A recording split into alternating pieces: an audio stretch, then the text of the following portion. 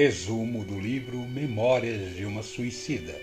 A história do livro Memórias de um Suicida começa no século XVII, quando nasce um jovem em terras portuguesas, numa família pobre, mas que sonhava ser rico.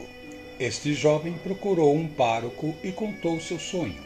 O pároco então passou a ensinar-lhe quanto sabia. Diante das suas ambições, passou a querer ser sacerdote, mas o pároco disse que ele não tinha vocação e aconselhou-lhe que construísse um lar.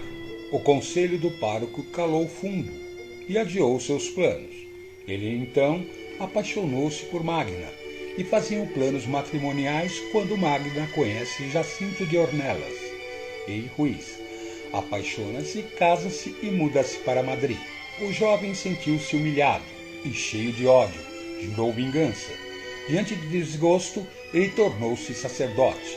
Serviu às leis da Inquisição, perseguia, denunciava, caluniava, fazia intriga, mentia, condenava, torturava e matava. 15 anos depois do casamento de sua amada Maria Magna, ele vai para Madrid e mando da igreja. Lá reencontrou Magna e sentiu muito ódio, mas ainda a amava. Tentou cativá-la, mas não conseguiu. Ela resistiu com dignidade. Jacinto percebeu o assédio à sua esposa e preparou-se para deixar Madrid com a família, pois o medo do oficial do Santo Ofício era grande. Mas o sacerdote descobriu. Denunciou Jacinto de Ornelas ao tribunal com muitas acusações. Jacinto foi preso, processado e entregue ao sacerdote, sendo levado à masmorra, onde passou privações e torturas. Arrancaram-lhe as unhas, os dentes e fraturaram seus dedos. Maria Magda sofria pensando no marido. Por isso, procurou o sacerdote entre lágrimas e suplicou trégua e compaixão. Ele então prometeu soltá-lo com uma condição de que ela se entregasse a ele. Ela relutou, mas acabou aceitando, pois sabia que seu marido poderia ser morto. Dias depois, Magda vai à sala de torturas, contempla o marido, desespera-se e não consegue ocultar o ódio pelo sacerdote. Ele notou o desespero e não conseguia entender aquele sublime amor que cobria as mãos de Jacinto com beijos e lágrimas. E por não conseguir o amor de Magna, a inveja, o ciúme tornou-lhe o coração. As tendências maléficas do passado vieram-lhe na lembrança, quando no ano de 33 gritou junto ao povo para condenar Jesus de Nazaré, em favor da liberdade de Barrabás. Ele então cegou Jacinto com pontas de ferro incandescido. Jacinto, não querendo tornar-se estorvo na sua companheira, suicidou-se 2 meses depois de obter a liberdade. Magda voltou para a terra natal com os filhos e, desolada e infeliz, nunca mais ouviu o sacerdote ou obteve notícias. O arrependimento não tardou ao mesquinho ser do sacerdote. Não dormia tranquilo, vivia nervoso e a imagem de Jacinto o atordoava. Passou a evitar cumprir as tenebrosas ordens de seus superiores e mais tarde foi levado ao cárcere perpétuo. Da segunda metade do século XVII até o século XIX, ele começou a espiar na terra como homem e na erraticidade como espírito os crimes e perversidades cometidos sob a tutela do Santo Ofício. Na segunda metade do século XIX, reencarnou de novo em Portugal, como um escritor famoso, Camilo Castelo Branco. Para a última fase das expiações inalienáveis veio a cegueira.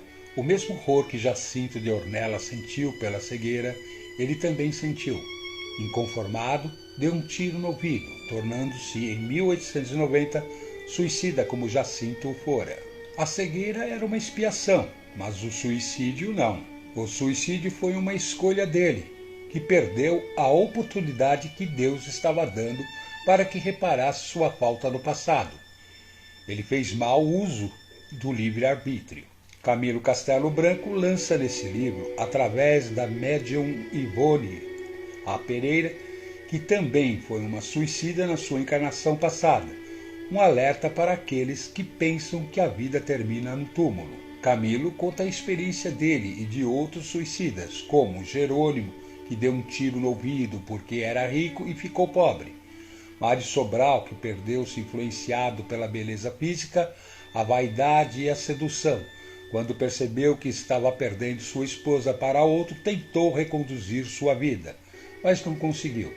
Sua esposa não o aceitou, e ele então a matou estrangulada e logo após enforcou-se.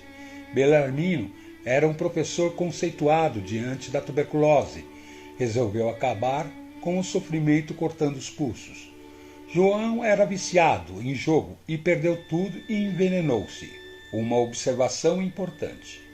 O resgate não é igual para todos. Por exemplo, Jerônimo, o amigo de Camilo, que se matou com um tiro no ouvido, ficou pobre, deixando esposa e filhos em situação difícil. Reencarnou em família rica, com o propósito de não formar família, montar uma instituição para crianças órfãs e ir à ruína financeira novamente.